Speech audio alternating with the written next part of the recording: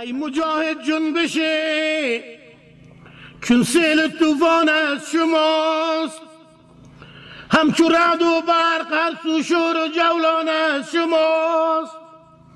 در دلی هر ذره ذوق و شوق پنهان از شماست، چون علی این نیزه و این تیغ و پیکان از شماست. کهکشان با شور میگوید که دوران از شماست.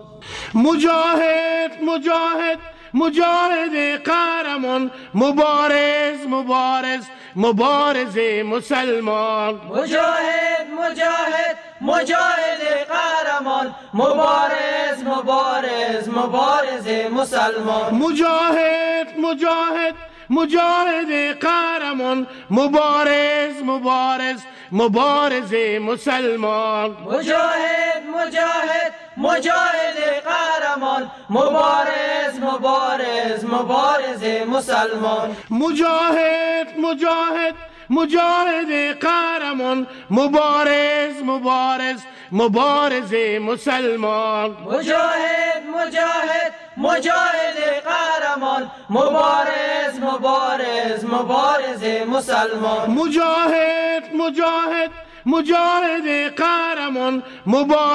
بسم الله الرحمن الرحیم. بینندگان عزیز، السلام علیکم و رحمت الله و برکاته. شما را خوش آمدید میگم به سلسله برنامه تاریخ سیاسی افغانستان معاصر بخش نهضت اسلامی. دوستان عزیز، ما در قسمت 41 قرار داریم. در قسمت گذشته یعنی قسمت 40 تنظیم حرکت اسلامی افغانستان به رهبری مرحوم شیخ آصف محسنی را از ابعاد گوناگون مورد بحث و بررسی قرار داریم. در برنامه حاضر ابتدا باقی مانده بحث خویش را پیرامون همین تنظیم جهادی آغاز میکنیم و از جناب استاد محترم میخواهیم که درباره ویژگی ها و مواصفات این تنظیم جهادی به شما بینندگان عزیز معلومات لازمه را ارائه بدارند. جناب استاد محترم بفرمایید. بسم الله الرحمن الرحیم. با عرض سلام و ادب خدمت بینندگان عزیز در هر جای دنیا که هستند، انشاءالله شاد و خرم و سرحال و شادکام باشند. بله، جناب سلطان سی فرمودن بحث ما بحث کلی ما تاریخ سیاسی افغانستان معاصر، عنوان فریشم نهضت اسلامی و راجع به تنظیم‌های جهادی زمان رژیم ترکی که در مو زمان به وجود آمده بودند بحث میکنیم که در برنامه گذشتم راجع به حرکت اسلامی شیخ آصف محسنی صحبت کردیم و امروز هم قسمت کمی از اون مانده، باز میریم انشاءالله سراغ تنظیم جهادی دیگه. درباره جوابی که سلطان سی فرمودن باید عرض شود که بنا با توجه به منابع تاریخی، در منابع تاریخی آمده و خودم هم شاهد عینی بودیم، حزب حرکت اسلامی افغانستان به رهبری آقای محسنی از جمله گروه‌های شیعی مرکزیت گراست، یعنی همه چیز در دست رهبری بوده بیشتر و ایره در اکثر شورای نداشتن، شورا داشتن ولی قدرت اصلی را تصمیم رهبر داشته، تصمیم رهبر داشته. بله، چنانچه منابع تاریخی میره آوردن و ما زیاد رویش چیز نمیکنیم، یکی دو مورد اینجا یادآوری میکنیم. از جمله در کتاب افغانستان در 3 دهه اخیر در صفحات 685 و 686 راجع به این مواصفات حرکت اسلامی و تشکیلات ساختاریش به این شکل توضیحات داده شده. در حرکت اسلامی شورای مرکزی را رهبر تعیین میکند، یعنی قدرت رهبری را نشان. تصمیم ها و سیاست های شورای مرکزی و شوراهای اجرایی باید از نظر رهبری بگذرد و این نهاد باید در برابر رهبر پاسخگو باشد. اما در مقابل بالعکسش، یعنی رهبر میتواند حتی بدون توجه به دیدگاه های شورا تصمیم بگیرد و عمل کند. اینجا معلوم میشه که قدرت اصلی در دست رهبری این جریان سیاسی بوده. در همین کتاب در صفحه 686 بازم آمده که این گروه پس از شورا اتفاق که ما قبلا گفتیم در موردش معلومات دادیم، تنظیم دیگه جهادی برادران شیعه گفته بعد از او یکی از البته نقطه ضعفش بیان کرده، یکی از ناسازمان یافته ترین گروه های شیعی افغانستان است. این از نظر سازمانی ضعیف است. هرچند در تبلیغات بیرونی سعی کرده است از خود پرستیژ خوب ارائه دهد.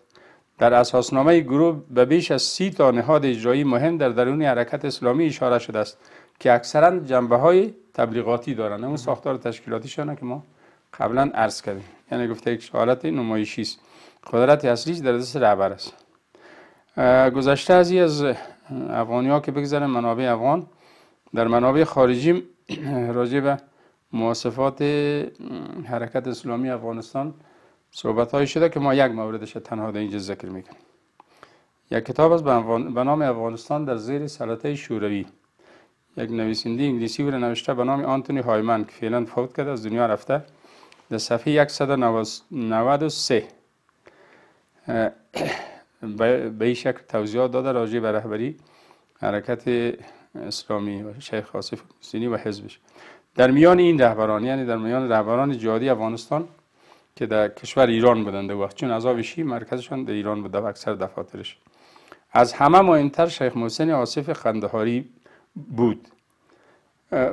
شیخ محسن آصف قندهاری است که یکی از علمای شیعه است. این شیخ حزب به نام حرکت اسلامی در ایران داشت، اما این حزب در اگست 1980 به تهمت بی‌پایه عامل امریکا بودن دفاترش در ایران بسته شد. این دوران جهاد. باز میگه در صفحه 300 همین نویسنده میگه درباره مناطق تحت نفوذ حرکت اسلامی حامیان زیادی در جنوب غربی و شمال افغانستان دارد. این واقعیت بود که حزب حرکت اسلامی در کابل حتی در زمان ببرک اوایل جهاد بود دیگه، فعالیت‌های چریکاش داشتن. حتی در خود شهر کابل به صورت زیرزمینی در اطراف کابل، مثلا در پغمان یک منطقه به نام 12 امام یاد میشه، در اونجا فعال بودن بسیار. در میدان وردک فعال بودن، در غزنی فعال بودن، در هرات فعال بودن. یعنی حزبی بود که در جهاد نقش قابل توجهی داشت. از این انسان منکر شده نمیتونه، جز کسایی که اونا با حب و بغض و تعصب قضاوت میکنن در مورد مسائل تاریخی. این بود مواصفات حرکت اسلامی افغانستان. زیاد دیگه اگر بس کنیم باز وقت ما شما با ما اجازه نمیده. بسیار خوب. شما استاد در برنامه گذشته در رابطه با ایجاد از این حزب گفتین که در ایران به وجود آمد، اما امروز گفتین که در خود ایران اون مراکزش بسته شد. این دو چیز تناقض؟ بله باید توضیحات داده شوید بود که حزب حرکت اسلامی و خود شیخ آصف محسنی، چون احزاب دیگه که در ایران به وجود آمد، احزاب شیعی دیگه که تقریبا 8 حزب بود، با حرکت اسلامی یک تفاوت‌هایی داشت. حرکت اسلامی کسی که در رهبریش قرار داشت آقای محسنی، این خودش عالم برجسته بود و از خود چیز داشت، استقلال رأی داشت. یعنی تحت تاثیر کشور همسایه کمتر قرار می گرفت. قرار نداشت. من خودم به یاد دارم یک دفعه حتی زمان کرزی به او خاطر کشورها خو هر کسی با کسی زیادتر مناسباتشان خوبتر می باشه که به اصطلاح عامیانه گپشون قبول کنه، حرفشون تابع امر باشن. این چون استقلال رأی داشت به مخاطر دفاترش بسته کردن.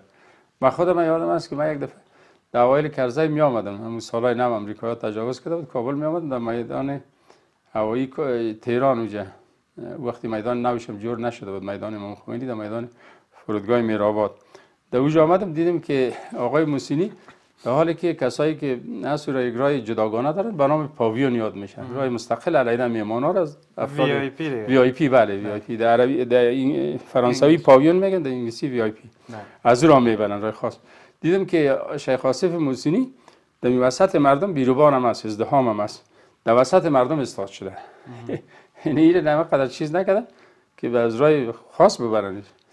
باز من خودم چی شد، رفتم، آدم بسیار شریف بود، امروز سلام علیک کردم و گفتم که بیا در جای من. هر قدر کردم نامد تا آخر استاد شد. دیگه دیدم که قبول نمیکنه حرف من، گفتم خیر باشه. باز بیچاره به من نوبت خود آمد چیز شد.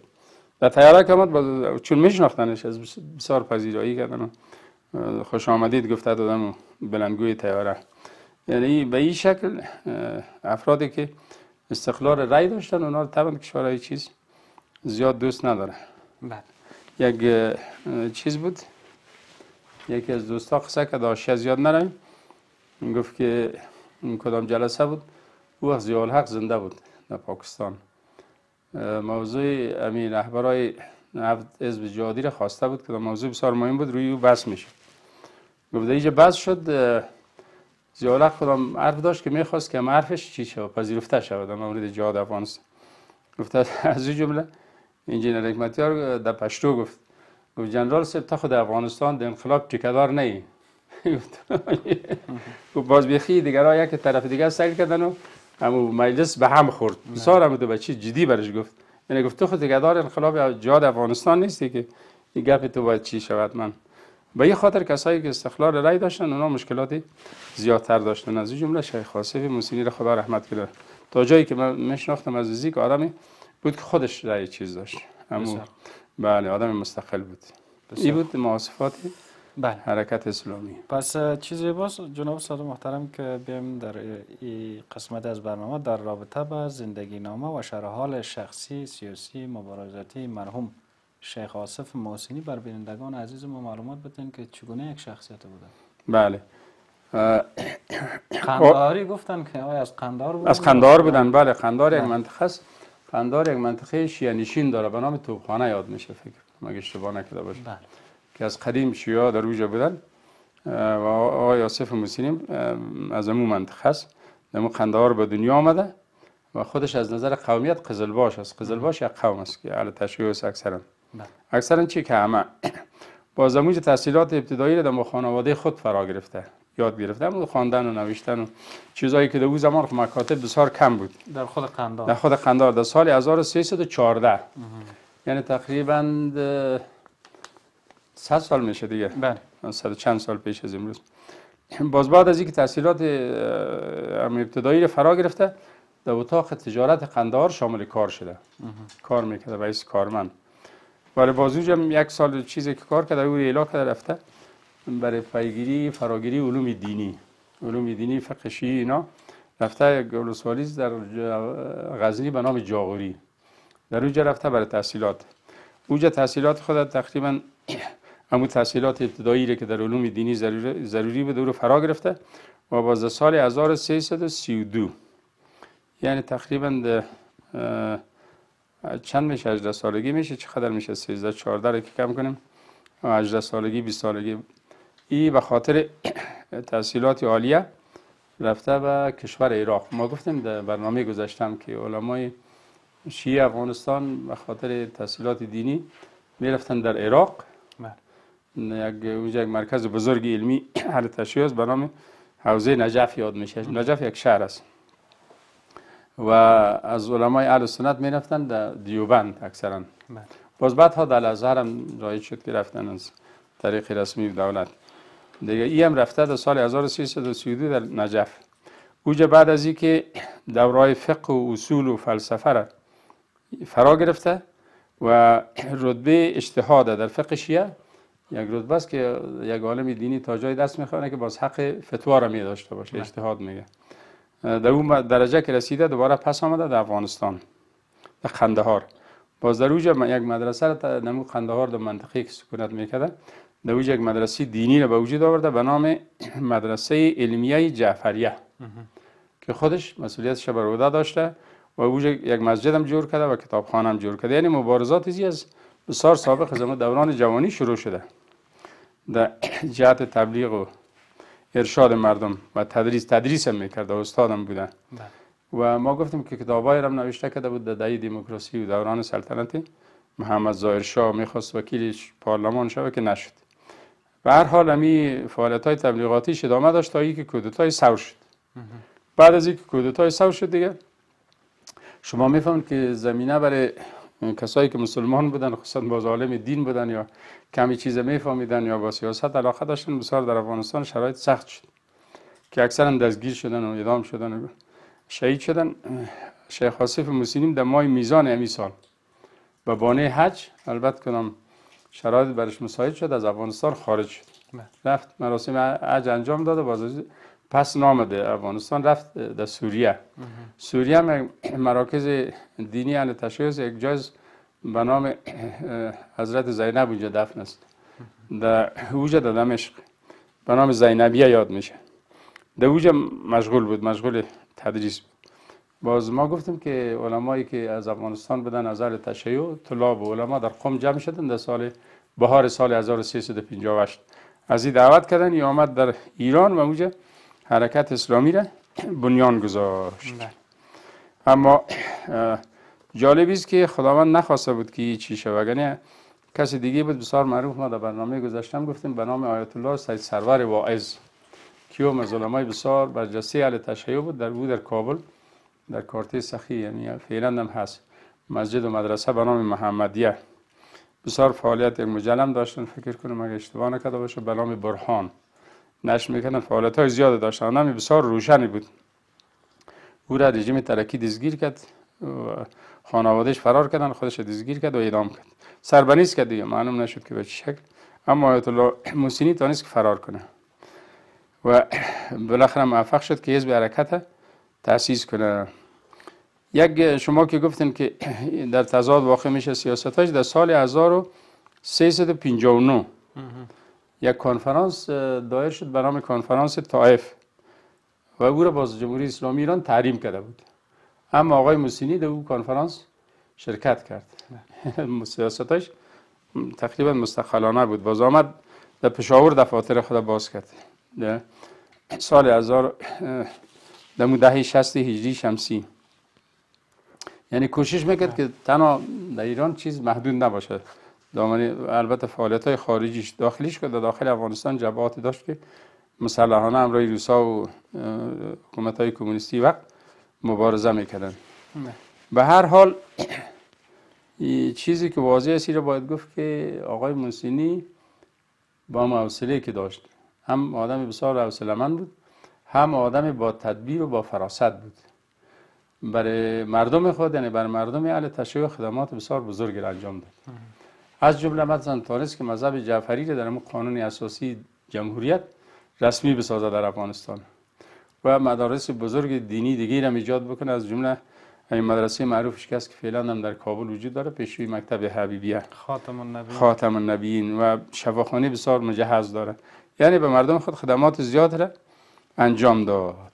این بود شرح حال مرحوم شیخ آصف موسینی به صورت مختصر. البته مسائل دیگه هست که بگوییم باز وقت ما را زیاد میگیره. تشکر میکنم جناب استاد محترم از شما و همچنان از بینندگان عزیز. بعد از یک وقفه کوتاه دوباره برمیگردیم.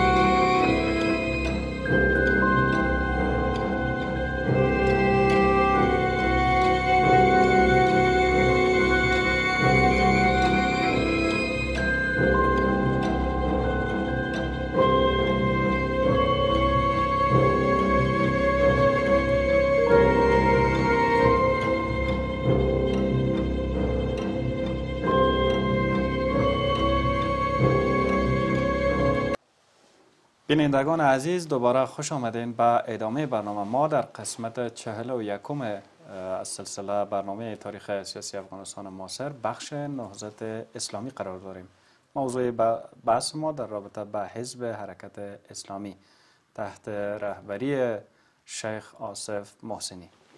جناب استاد محترم، بحث ما در رابطه با زندگی نامه و شرح حال شخصی و سیاسی و مبارزاتی مرحوم شیخ آصف محسنی تمام شد. بیایم در رابطه با ویژگی های علمی، سیاسی، مبارزاتی و مذهبی مرحوم شیخ آصف محسنی و آثار و کتاب هایی که ایشون تألیف کرده بودن بر بینندگان عزیز ما معلومات بدین که چه ویژگی های شخصیتی داشتن و چه کتبی را بر رشته تحریر در آوردن. بله، مرحوم شیخ آصف محسنی یکی از شخصیت‌های جهادی بود که از امو شرایطی که در امو زمان وجود داشت، از اوضاع احوال و امو شرایط زمانی و مکانی به نفع مردم خود و به نفع جریان سیاسی خود استفاده مطلوب کرد. چنانچه ما یه حوزه را گفتیم که ایجاد کرد در زمان، حوزه علمیه، مدرسه علمیه و شفاخانه ساخت و در زمان دور جهاد هم به می شکل بود. یعنی هر جایی که زمینه برای فعالیتاش مساعد بود و میتونست در اونجا خوب بره برداری کنه، از امون شرایط استفاده از زمینه میکرد، در حالی که دیگر رهبرها اکثرا این خصوصیت نداشتن. یکی از ویژگی های بارز سیاسی مرحوم آیت الله محسنی بود. علاوه بر خصوصیت دیگه که داشتی بود که آدم بسیار با حوصله بود و خواست مردم خدا در نظر داشت.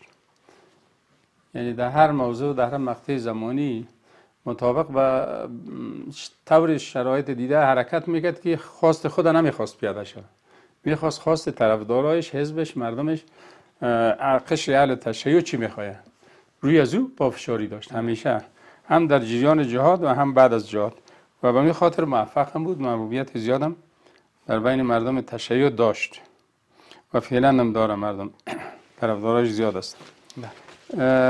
در منابع تاریخی راجع به مواصفاتش زیاد بحث شده. خب ما یک مورد به اینجا ذکر میکنیم از کتاب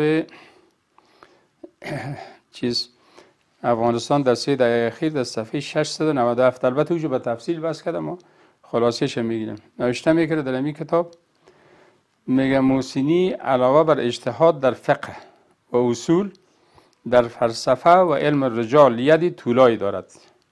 سخنران زبردست و نویسنده پرکار است.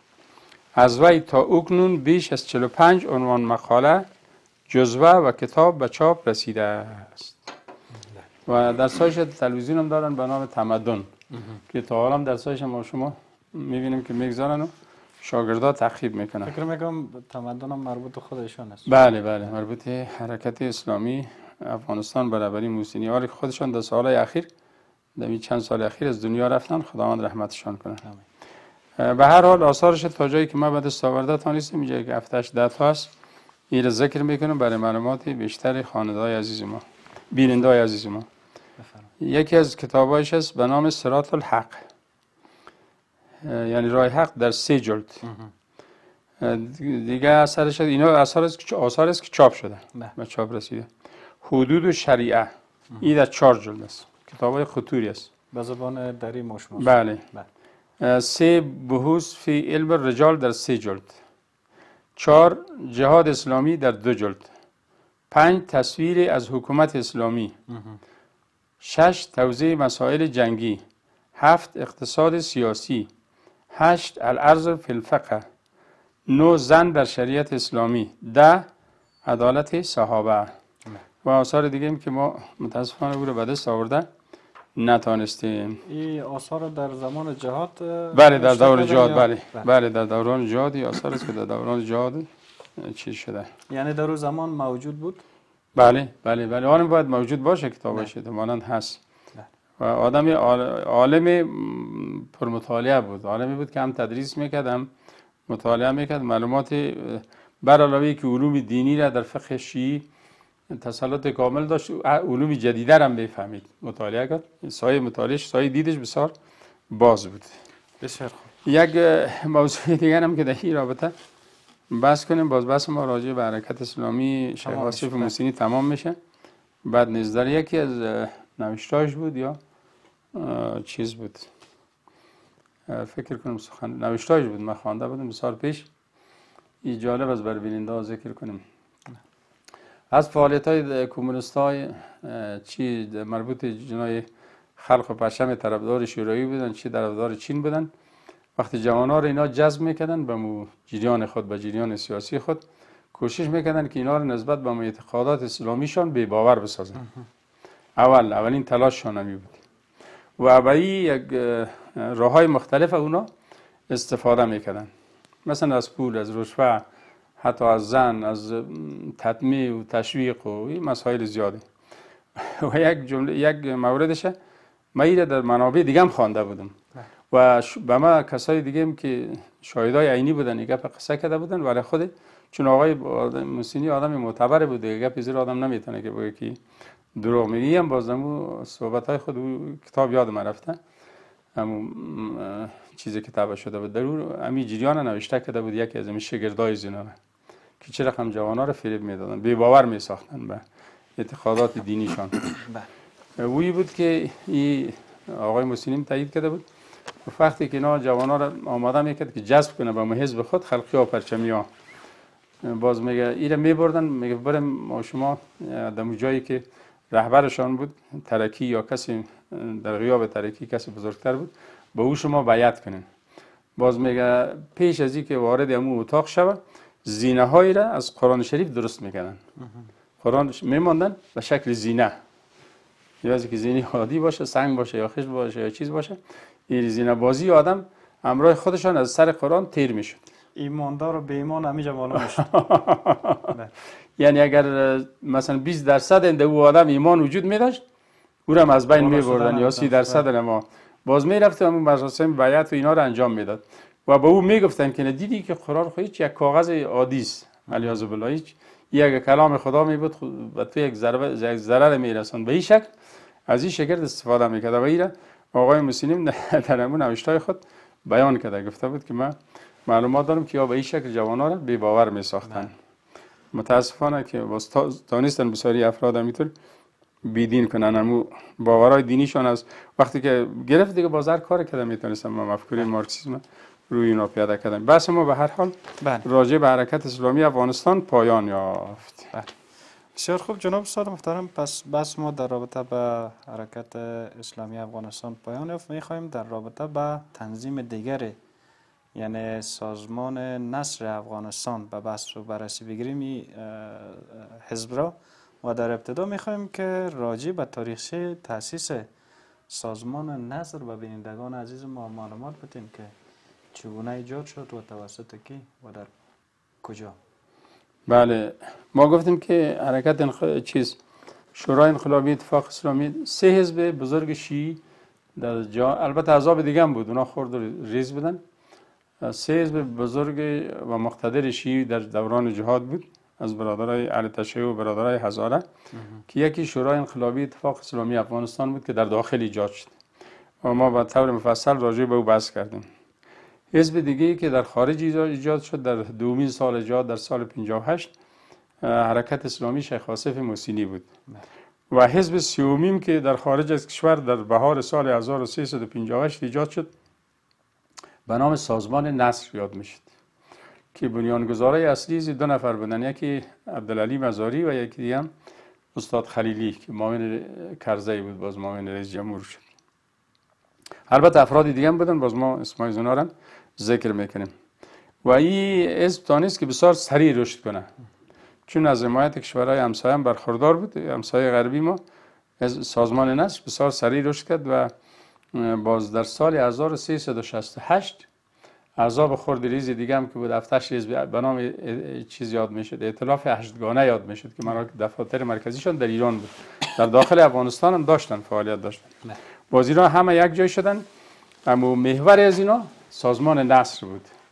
دور سازمان نصر جمع شدن و یک حزب دیگه رو به وجود آوردن به نام حزب وحدت اسلامی که باز او چون بعداً به وجود آمده در این بحث ما شامل نمیشه. باز اگر در برنامه آینده تونستیم روی از او بحث میکنیم که همه میشناسن حزب وحدت اسلامی افغانستانه. خود همین سازمان نصر در منابعش که ما مطالعه کردیم اینا سابقه مبارزاتی خود اینا میبرن به دعی دموکراسی. میگه ما از اون زمان فعالیت‌های خود شروع کردیم. چنانچه در اون نشریاتشان که داشتن میگه ما در زمان دعی دموکراسی 10 سال آخر سلطنت محمد ظاهر شاه و دوران جمهوریت داوود خان حتی در سالهای 51 و 52 ما فعالیت‌های داشتیم و حتی حلقه ها و گروه هایی داشتیم که از او در نشریات خود نام بردن. مثلا میگه ما گروهی داشتیم به نام روحانیت نوین که در سال 1351 فعالیت داشت. گروهی داشتیم به نام تحت عنوان گروه مستضعفین که در سال 52 فعالیت داشت. گروه دیگه داشتیم تحت نام حزب حسینی که در سال 1354 و 56 فعالیت داشت و حتی بدهی شدن که ما در پانتون ها و در مراکز علمی هم فعالیت های داشتیم، حتی فعالیت های نظامی هم داشتیم. ما که منابع داخلی را تاریخی را مطالعه کردیم، در هیچ منبع ما ندیدیم که از این القایی که اینا یاد کردن در نشریات خودشان، البته بعد از 7 ثور در دوران جهاد، یعنی قبلا از یا نام برده شده باشه. تنها در منابع خارجی یک منبع، یک کتاب است به نام نهضت‌های اسلامی افغانستان، او همین نوشته‌های از اینا را اقتباس کرده، گفته که یا این فعالیت‌های را داشتن.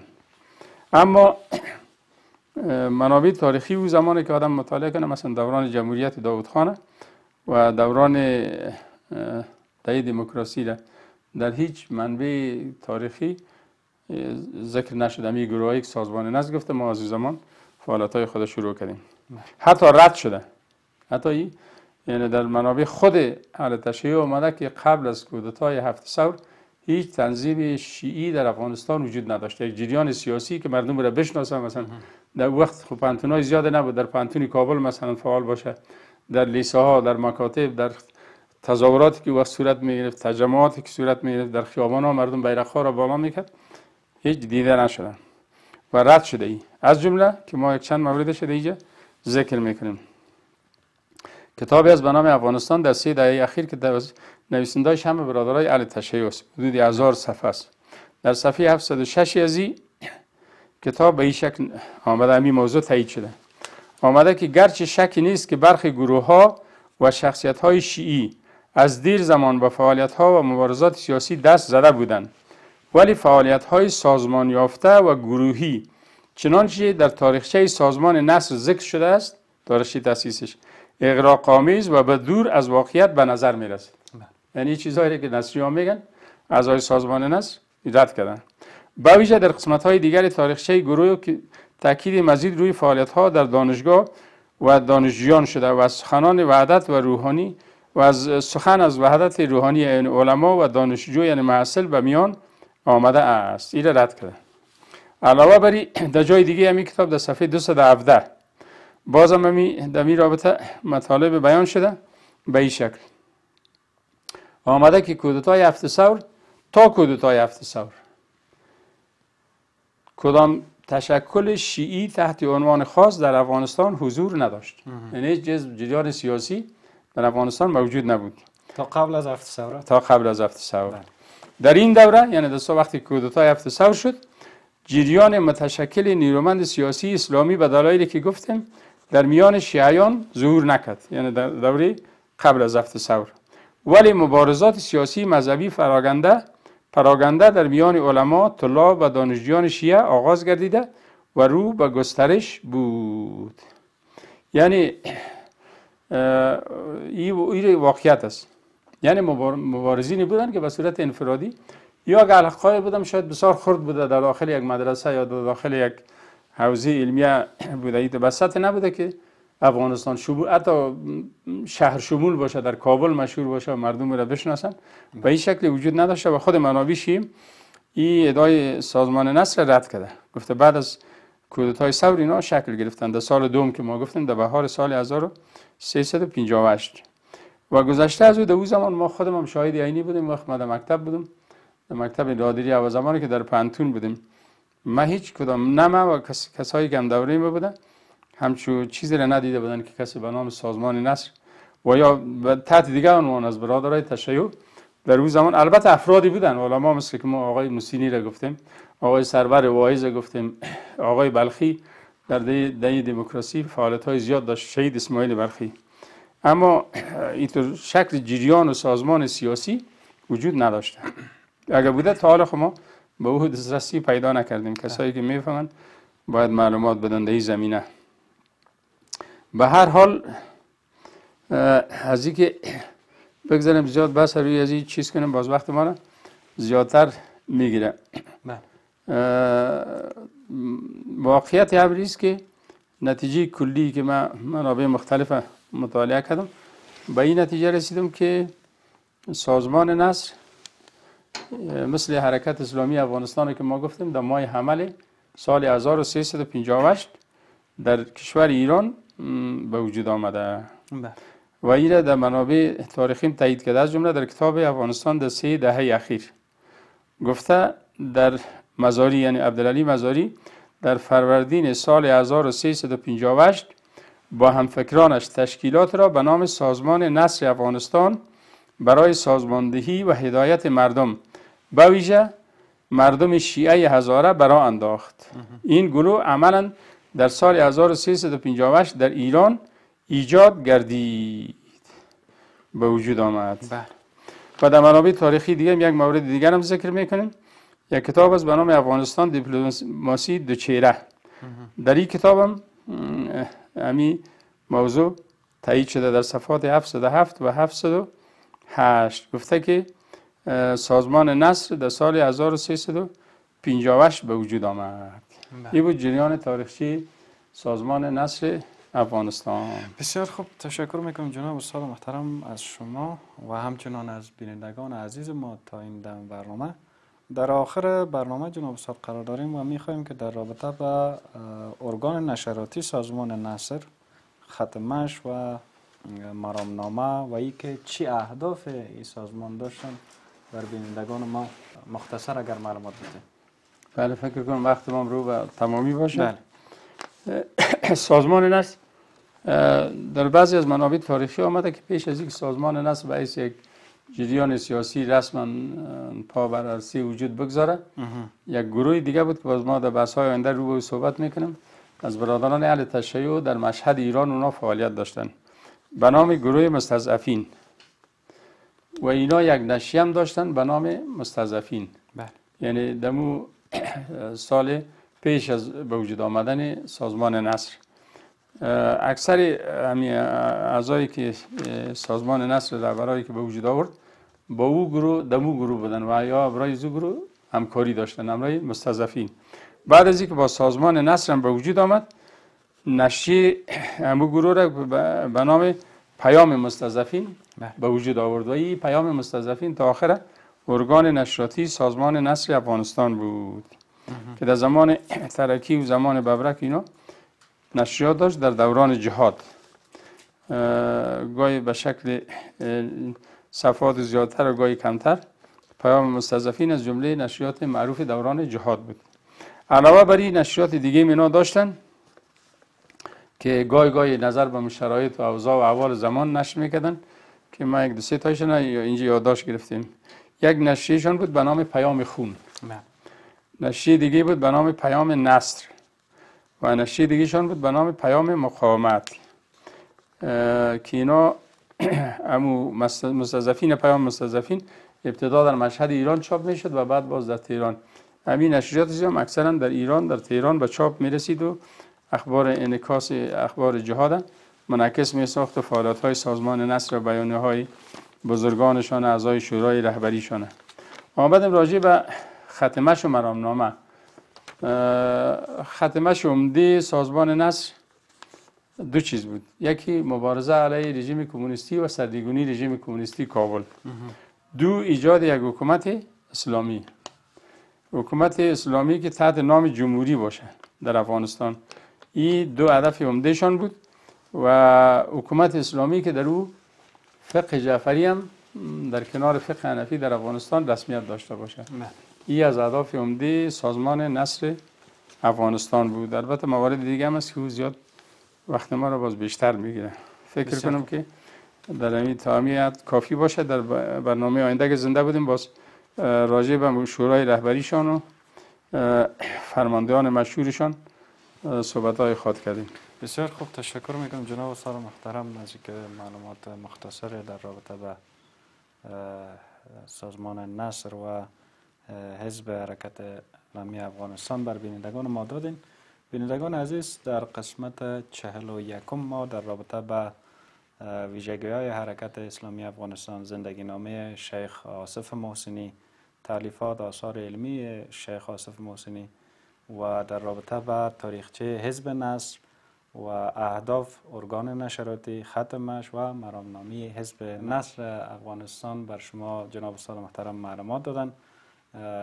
قسمت به پایان میرسیم تا برنامه آینده شما را به الله متعال میسپارم. البته یک مطلب دیگر هم یادآوری کنیم، اویی که باز سال 1368 وقتی که حزب وحدت به وجود آمد دیگه سازمان نصر از بین رفت. به این عنوان دیگه وجود نداره فعلا تشکیلات سیاسی. بله. تا برنامه آینده شما را به الله متعال میسپارم. السلام علیکم و رحمت الله.